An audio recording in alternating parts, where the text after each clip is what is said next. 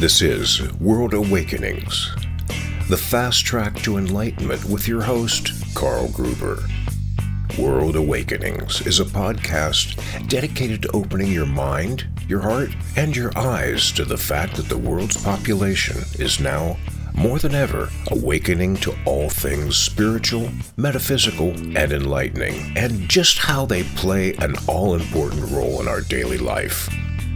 So join Carl on this enlightening experience as he interviews metaphysical and spiritual experts to discuss, debate, and delve deeply into the hows and whys of this worldwide awakening.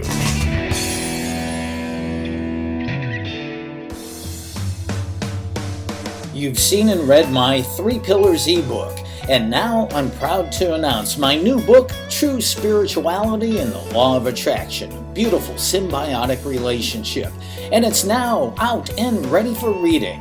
This new book of mine is a full-length version of the teachings of the 3 Pillars, and in it I show you how to walk in the integrity of eternal universal laws, in step with the law of attraction to consistently create the life you desire.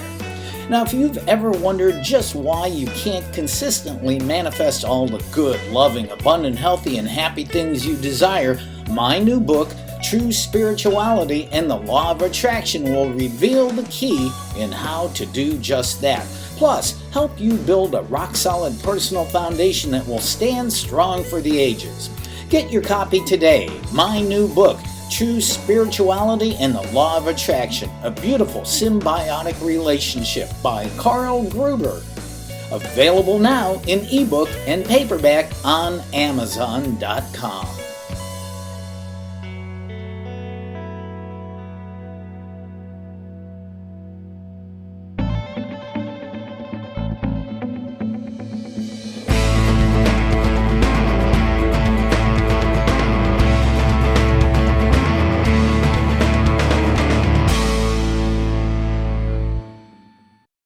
Hey, this is it. Congratulations. You found it, the podcast World Awakenings, a fast track to enlightenment. Hi, I'm your host, Carl Gruber, and I thank you for joining us on our journey of seeking out and talking one-on-one with some of the world's greatest teachers, authors, experts, masters, and even, yes, some ascended masters of all things spiritual, metaphysical, and enlightening.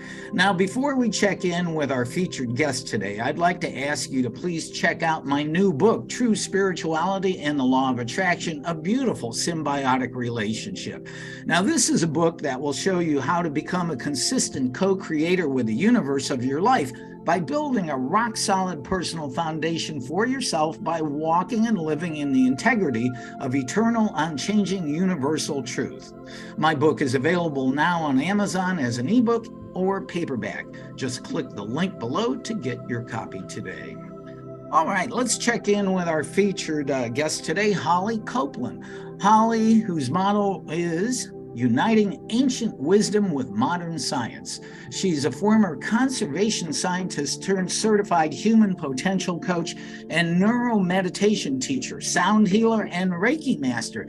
She is a practitioner and teacher of Nondual Awareness and subtle energy meditation techniques and uses neurotechnology, Reiki, and tuning forks in transformative quantum healing experiences in her coaching work. As a former conservation scientist, Holly became heartbroken by the state of the planet Earth, which was coupled with a personal health crisis that caused her to set out on a new path of healing and transformation. She shifted her focus from exterior to interior and rewired her brain to a state of resilience and joy. So now, Holly harnesses modern technology and neuroscience to empower others on their path to human flourishing and upgrading from ordinary mind to luminous awareness. Wow, that just sounds awesome. So welcome, Holly, welcome. Thank you, Carl. I'm so delighted to be here and great to have this opportunity to chat with you and your listeners. I know, and this is great. I'm hanging out in the cosmos and you're out in the middle of the beautiful woods in Northern California. I am indeed. Well, this is great. I'm really, really interested in your personal story of transition from being a scientist to one who has now embraced a whole new realm of helping people to heal themselves, their lives, the planet itself. Lord knows we need that. How did this transformation within you take place, and what motivated it? Well, it started like I think a lot of personal transformations start by feeling pretty broken. And I was fortunate to have a beautiful job working for a major conservation organization. And what I found, though, was that I landed in a place of feeling as though it was never enough. There would never be enough time, money, or resources to save the planet. And I was caught on this kind of Groundhog Day of waking up every morning, just trying to, save the world. In other words, just try to go out and fix the broken planet. And at some point that just became, very exhausting. And I felt, in despair, just more and more was just like, is this really it? And what can I do? I checked all the boxes also, Carl. I had a beautiful family and job and, sort of like all the external markers of success are in place. And I'm like, but I don't feel happy. And so there was this, dissonance between my internal experience of not being happy and the external, like I've done everything I possibly can, including having a meaningful job. And I noticed that there was this, narrator in my head that kind of, wouldn't stop. And I set out on a journey to rewire my own brain and change my own life to get to the bottom of how do I actually find happiness in a world that feels like it's falling apart. And I got sick with mold poisoning at the same time. Yeah, I was going to ask what that is. That's not fun. I heard. I've never experienced. I don't want to experience it, but I hear that's not fun. It was not fun. And I, actually that started by just not even being able to know what was wrong with me. I woke up one morning and literally my face was puffy and my eyes had bags underneath them. And that took 6 months to even get to the bottom of it, which was that there was mold in my bed. Excuse me. And I couldn't see it. It was in the lining underneath the mattress, buried in it. So I had no way to know that it was there. And working with a functional medicine doctor and a process of elimination, discovered that it was mold, replaced the bed, and then that was good. That fixed the problem, but my body was still full of mold. So then I had this whole detoxification process I had to go through and all of that. But when I came, that all was like grist for the mill, if you will, to just like pile on something needs to change here. And that really, in essence, now I'm grateful for it because it forced me on the inner path and the inner journey to wellness and whole being, finding my whole being. And that's interesting how that illness came about at the same time you were feeling not quite happy and out of alignment, even though you had a lot of beautiful things in your life. And it was interesting. You said you had this narrator in your head that was, kind of, whispering to you to go on and live more of a purposeful life. And unfortunately, as we know, the vast majority of the world, their narrator happens to be the monkey mind. Right. Well, it's true. And it was for me too. And I had been a spiritual person my whole life. I'd read lots of spiritual books and, had that, I guess, larger sense of there's something more. But I couldn't make the leap from reading the spiritual books and feeling like, yeah, I get it. There's a divinity here. There's a presence here, to a lived experience of whole being. I didn't know how to make that leap. And I'd never had a dedicated meditation practice. Whenever I would sit down to meditate, it felt very difficult and hard. And I took on that challenge, and I took it on at first with the scientist's mind. I mean, at first I just started reading all about meditation. I got some neuro devices. I got a piece of neurotechnology called the Muse, which allowed me to hear my brainwaves while I meditated, which is a very cool piece of technology. and allows you to hear your brain waves while you meditate, and then actually that gives you feedback. It's a neurofeedback device, and so you, as your mind is noisy and busy, you hear a lot of rain, and as you quiet your mind, the rain quiets. And so that first piece of technology enabled me to start to work with the mind, to learn to quiet my mind and develop some practices around that. Well, that was the starting point. Well, I'm really curious too about the spiritual awareness. I see that you teach something called Nondual Awareness. Are you a student of A Course in Miracles? Is that how that came about? I am not a student in Course in Miracles. I have a broad understanding, of Course in Miracles, but no, I'm a student of Mahamudran Dzogchen Tibetan practices. The teacher, the primary teachers that I've been working with, that's what he specifically has been teaching me, and some other teachers as well, like Locke Kelly and Rupert Spira. So I've been wading in those waters, Muji, and those practices of non-dual awareness. And I know that Course in Miracles has this awareness-based practices too. That, and really diving deep into those of knowing myself, knowing the ground of being as wholeness was the first major leap. It felt experiential understanding of wholeness, of the dissolution of the separate self, and recognizing the emptiness of the separate self, the one that likes to rise and talk to us, our narrative voice that says I'm a separate person in a separate body, and to experientially move beyond that into the knowing of every experience, that actually all that's happening right now is the knowing of experience. And I would like to discuss a little bit more about exactly what non-dualistic awareness or spirituality is. I'm sure a lot of people, even though they've come to this program, aren't exactly sure what it is. And you basically explained it. Most people are, the vast majority of the people in the world believe we're separate from everything else. And so there's two ends of the stick of everything, but non-dualism is just unity and oneness of all, correct? It is, and it's not, I think the difference is it's not a belief. It's actually an experience. It's a knowing. It's the knowing that arises before belief. It's not a belief. Yeah. Well, you kind of remind me of one of my favorite people in the world, kind of a mentor to me. She doesn't even know she is, but Lynn McTaggart, who wrote The Field and the Intention Experiment and The Power of Eight, because she is an investigative journalist, but she basically has a scientist's mind, but she has delved into the world of quantum physics and unity of all, the field, the intention experiment. So I'm going to call you Lynn McTaggart Jr.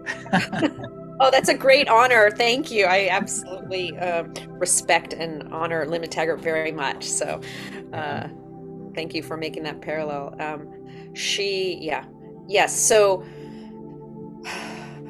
this, it really is the seeing.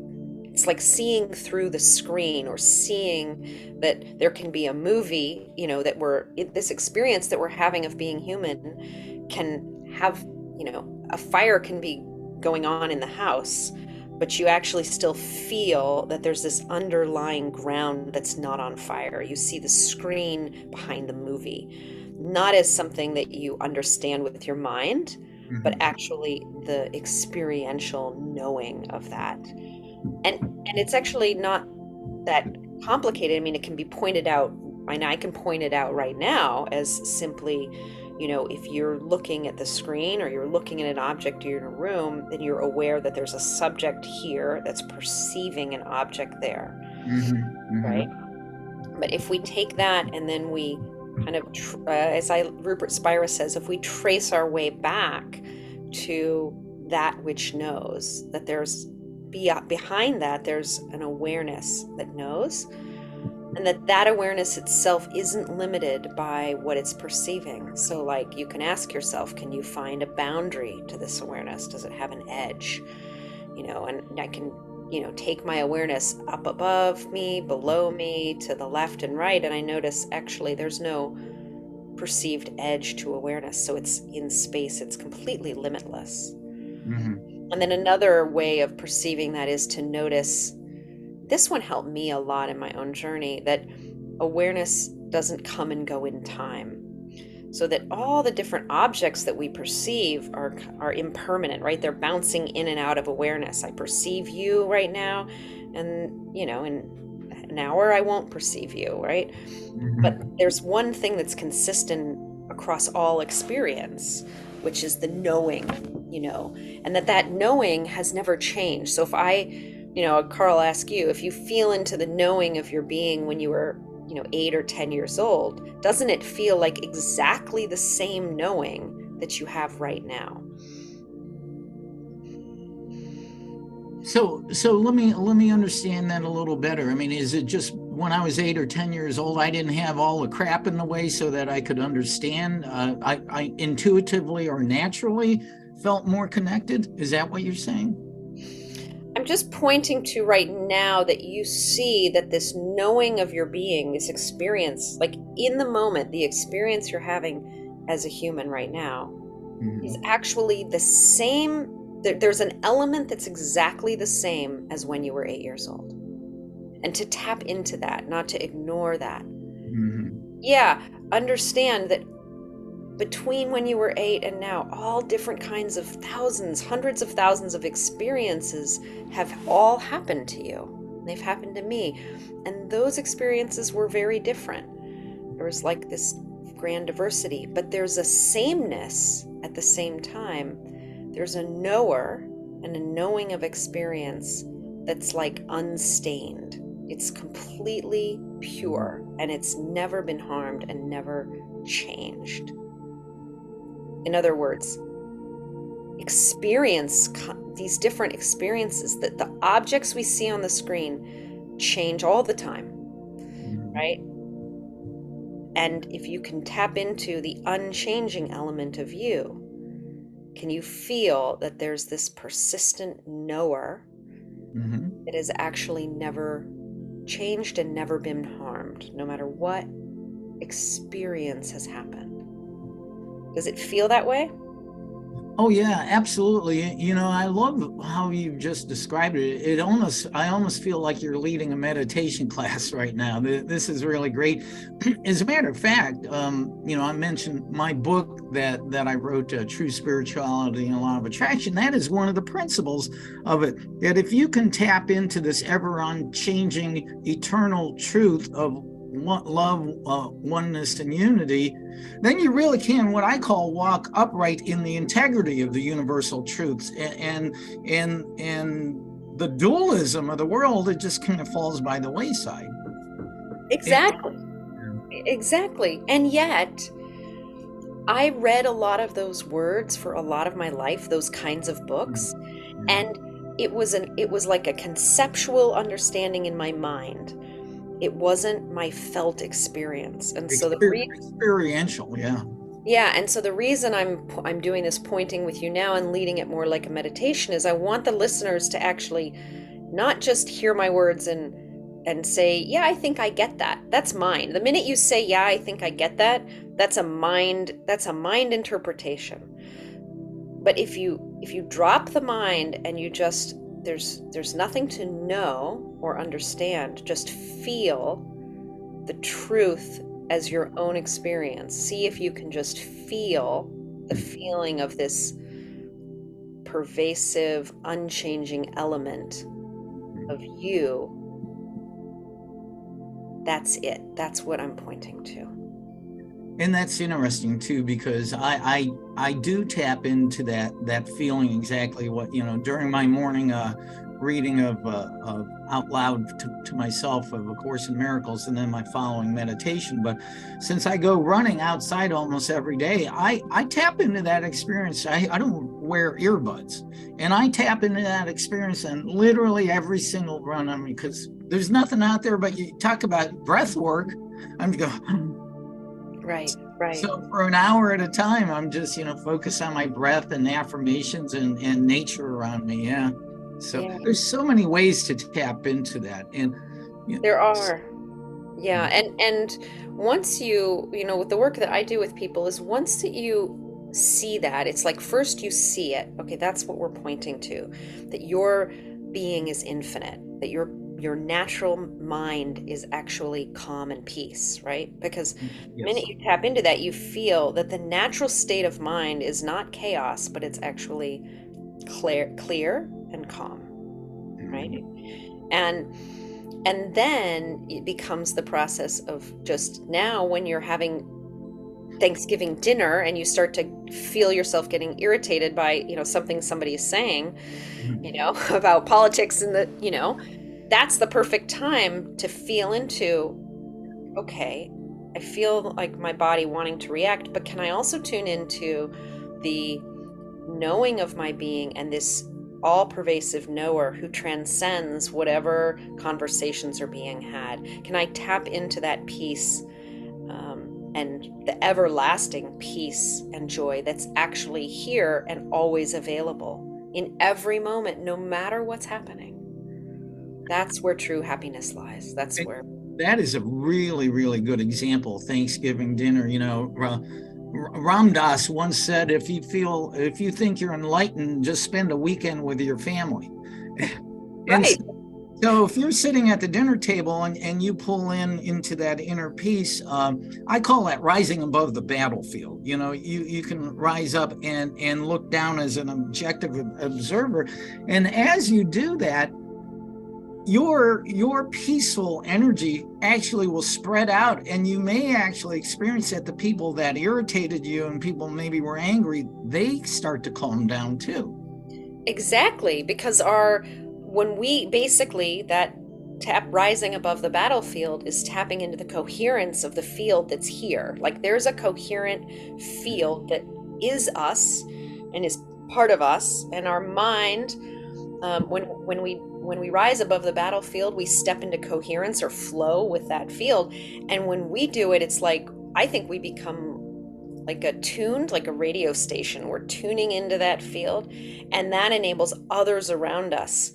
It's like we're a beacon and they start to tune to the same frequency that we're tuned into. Almost like, okay, I'm sitting here and I'm starting to play the violin in the orchestra, and you're sitting next to me and you were out of tune and you were playing a squeaky cello or, a squeaky violin. But when you hear my in-tune violin, your instrument starts to tune into that frequency also, and then we affect everybody around us in that way. Absolutely. Yeah. And that goes for when we're angry or frustrated too. Yeah. That's it. I'm flying out to California. I'm going to do meditation class with you. This is You are welcome anytime. I would love it. You have so many different beautiful practices that you do, and you and I talked about this earlier, but there's the tuning fork, the Biofield tuning fork.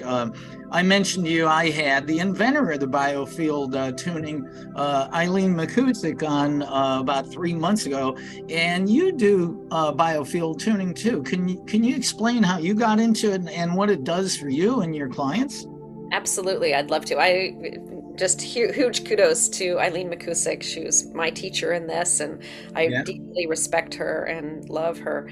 So I saw Eileen on a Shift Network program, several years ago. And I think from my own, I'm a musician as well. I play violin, and just music's always been in my life.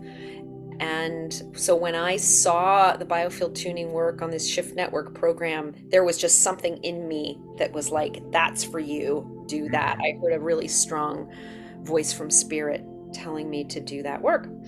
And so I signed up for, my first course with the Biofield Tuning Institute and started working not directly with Eileen, because now it's so big that, you work with her teachers. Right.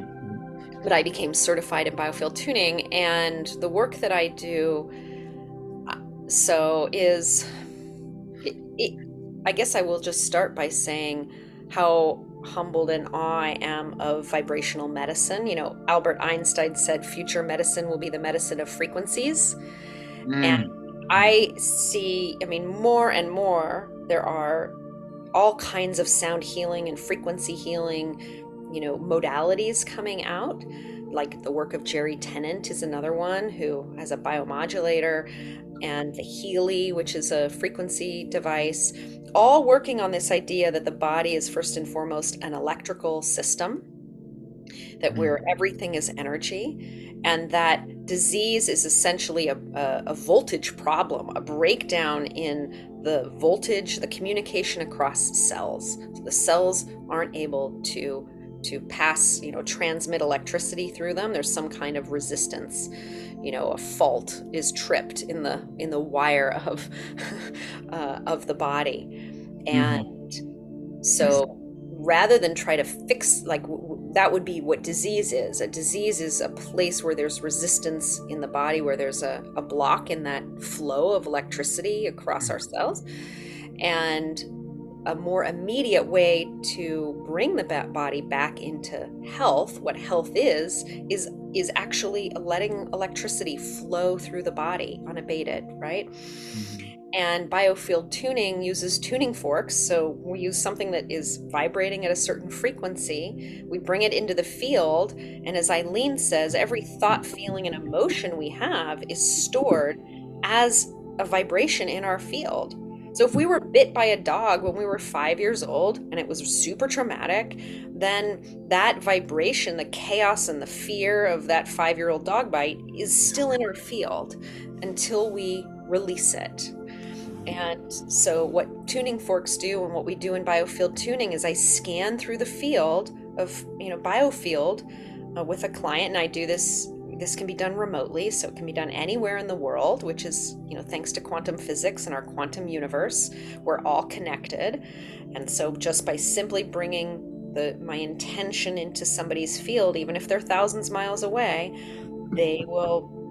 their body will want to release or remove that block. And Biofield tuning is very powerful at working with those incoherence, that frequency of fear that's caused a block in the body's system. And the minute the body hears that coherent frequency in that place, it will start to release that fear, it will start to open, and that's what the healing process then becomes. So it facilitates healing in the body. See, everything you say makes complete sense to me. Exactly. So if everything is energy, and energy vibrates at a frequency, so when you have a sonic slider like this, if I can do it right, I believe this one is called the Solfeggio tune. I forget the frequency of it, but it brings your own body's energy frequency in alignment with it, and it's a healing sound. And I have seen Eileen on her multiple videos use it for literally everything. I mean, she even cured, got rid of planter's warts on the bottom of her feet with it. Right, because there's no, it's only Western science that categorizes things into certain, a planter's wart, right? As opposed to just seeing, oh, there's just an incoherence in the field here, and that's the manifestation, is this wart, right?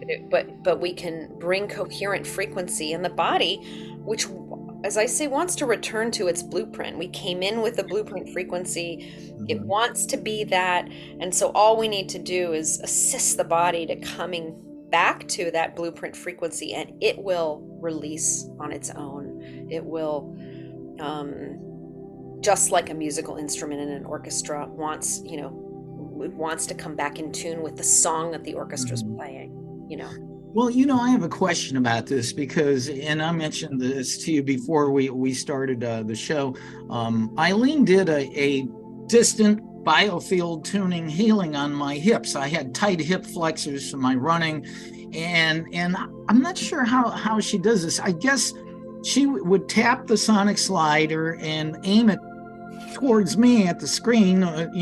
There's really no separation between us, and she could tell if the tone was off. So do you eventually get to tell if the frequency is off? Is that how you do? And then you keep doing it until you intend an alignment? Yeah. Yes, you can hear, like, as practitioners, having worked on hundreds and hundreds of clients now, I can hear when a frequency is off, so to speak. And it can be very nuanced. So, like, the other day I was working on a client and I came into her field, and the feeling I had was a paralysis. I said, I feel sort of paralyzed, and she said, oh, that's so interesting, because actually when I was a young child, I had a virus and I was put in this, like, she described this car seat like thing where they were trying to keep her motionless and still, and so they made her stay in this kind of seat, not move, and somehow held her down there. And I can't explain it, but, like, that's how the fork felt to me. It felt paralyzed. Yeah. Oh, I see. Yeah. Well, this is very cool. We are talking to Holly Copeland. She has an amazing ability of energy healing and meditation, and a former conservation science. Now, all right. So, yeah, I would definitely, I'm really interested in your neuroscience projects that you take and the mechanisms that you use to help people align with themselves and stay healthy. What exactly is that, and how do they work?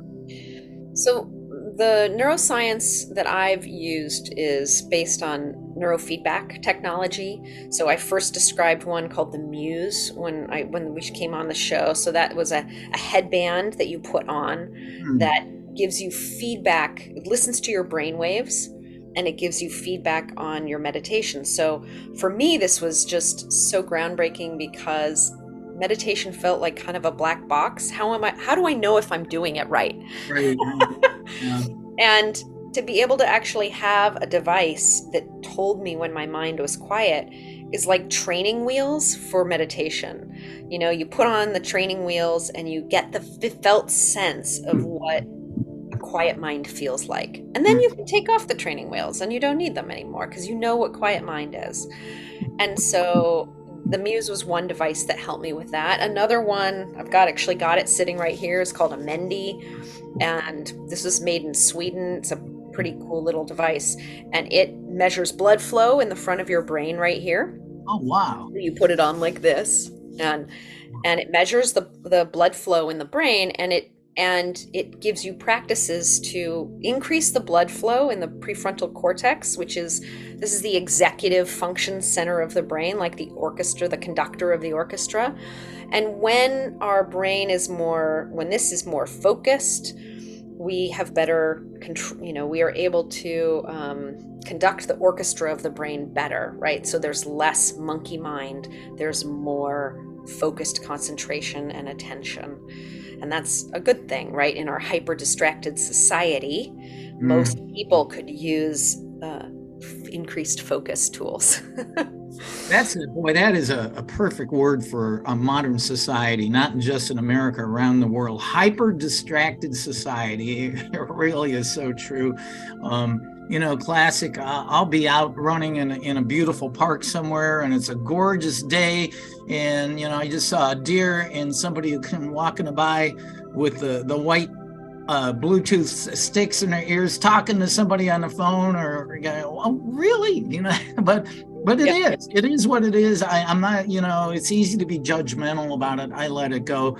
But, well, that is really interesting. These mechanisms, the Muse and things, are these things expensive, and where do they find them? Can they get them from you? Yeah, so they're not too expensive. Like most of these tools are about $200 to $300, something like that. I do have a page on my website under resources where you can get like coupon codes and discounts, like affiliate links. That will help people. I want to actually talk about two types of tools. So there's those, like the neurofeedback ones.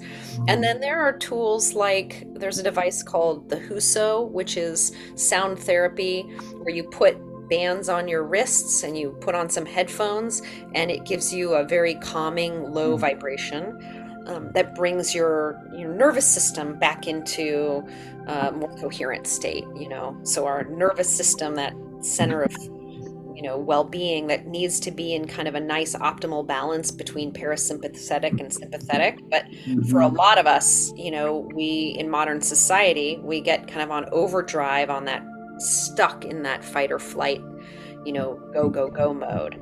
And so tools that help bring our physical body back into balance are, I would say, some of the most needed, because those are, when we're on that heightened state all the time, that's where anxiety and depression and a lot of common, issues that people have stem from some really basic issues of not being having our autonomic nervous system being in balance, right?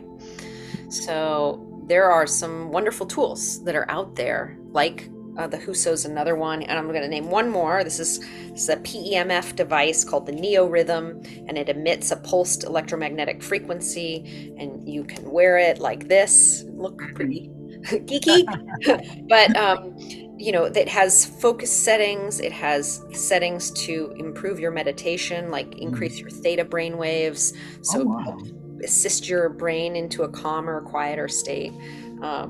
You could wear that when you're grocery shopping, and people think you have a headband on. They would.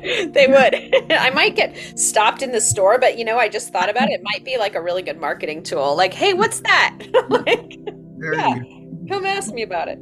Well, we're talking to Holly Copeland. This is just phenomenal stuff.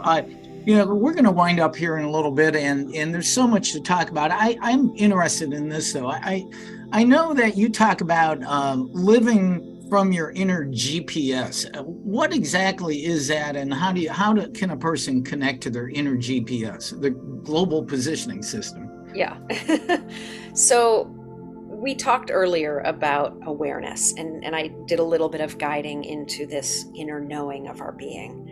And so the first and foremost is to see and feel this ever-present, this presence that I was pointing to, the screen behind the movie that is you, right? Yeah. So if everybody listening right now, just hook into that, this ever-present screen behind the movie that's been playing, that, as I like to say, nothing, like we're always just here, actually. There's always just this. We're not going anywhere. Can you feel that? Can you feel there's this ever-present being of you that's not going anywhere? You can't leave. Where would you go? Right? Yeah, I love that. And then once you feel that, okay, right, there's movement in the field, but there's this presence of me that's not going anywhere. And when you tap into that presence of me that's not going anywhere,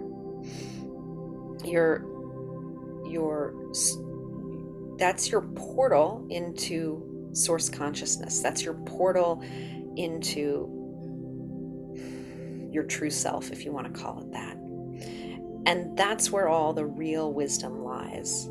So the real wisdom, the wisdom that everybody seeks, is to be guided actually from this place of presence, not from the narrator, the incessant narrator who's the story-making machine. And what I find is that if we can source this presence and we can just be with this changeless being that we are, that actually all the wisdom we need is right here. We don't actually need to read another book to know, although I hope people read your book, but we don't actually need any more wisdom than what's already here in order to guide our life. All the knowing, all the wisdom that you need is right here in your own being, in your own heart. And if you source into this, if you source into what I'm speaking about, it will guide your life. It will show you what is meant for you. You will feel it in your heart. You will get like a heart opening yes, and you can feel this, like what it feels like is this, like for me, the chest sort of opens and I get a yes. So I know if something's meant for me because I feel this expansion in my chest. That's the inner GPS speaking through me. I know if it's not for me because I kind of feel a closure. I feel kind of an internal, just sort of either a dull sense or just sort of it can also even be just like nothing. I get no response.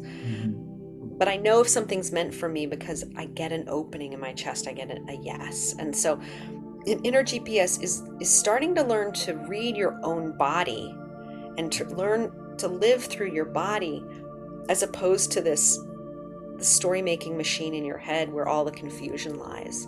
So developing and cultivating this relationship and ability to tap into you is how we can learn to let this inner GPS guide our lives. And it's a much less confusing place to live, and it's a much more joyful and clear place to live from. Well, and that is just a beautiful picture that you paint, because it is so true, the inner GPS. And so I really encourage people to connect with Holly Copeland here. Holly, what's your website and how can people connect with you? My website's heartmindalchemy.com. And you can go to my offerings and look at, like, I have an Awaken, Heal, Breathe program that you can come do coaching and this kind of work with me, Biofield tuning. I have a package available there. And if people just want to, if you're not sure, I offer a free 30-minute discovery call. And so people can just book an appointment right through the website, and we can just talk about if it's a good fit, if the work I do is a good fit for you. Well, this is just awesome. And I appreciate you being on World Awakenings, Holly Copeland. Thank you so much for being here with us today. Thank you, Carl. I am so appreciative for the opportunity to be here. This has been such a fun conversation, so thank you.